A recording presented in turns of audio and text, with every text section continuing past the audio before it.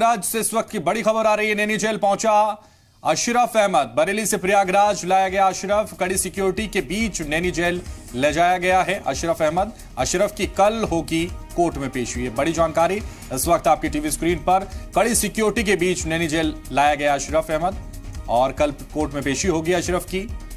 वाज़ेह रहे कि बरेली की जेल में बंद था अशरफ, जिसे प्रयागराज की नैनी जेल में लाया गया है।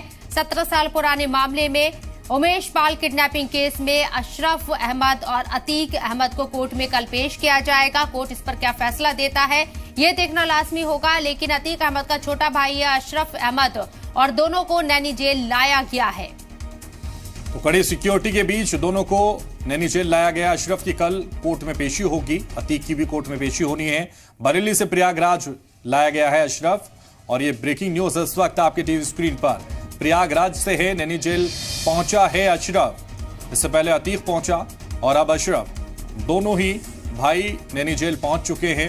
बरेली से प्रयागराज अशरफ को लाया गया, जबकि गुजरात से नैनी जेल अतीक पहुंचा है और दोनों ही आरोपी इस वक्त जेल में हैं। और ये बड़ी जानकारी इस वक्त जी सलाम पर आपको बता रहे हैं, जहां बरेली से प्रयागराज अशरफ को लाया गया है। तो कल कोर्ट में पेश किया जाएगा दोनों भाइयों को। अतीक अहमद भी गुजरात की साबरमती जेल से प्रयागराज की नैनी जेल पहुंच चुका है। वहीं अशरफ बरेली से प्रयागराज की नैनी जेल पहुंच चुका है। दोनों को कल कोर्ट में पेश किया जाएगा। उमेश पाल किडनैपिंग केस में दोनों का नाम है, दोनों मुलजिम है और कल कोर्ट इस पर फैसला क्या देता है ये देखना होगा। सजा होती है या आगे और सुनवाई दी जाती है, कल कोर्ट की तरफ से क्या रुख रहेगा ये कल पता चलेगा। लेकिन फिलहाल हाई सिक्योरिटी के बीच में अतीक अहमद और अशरफ अहमद को रखा गया है नैनी जेल के अंदर।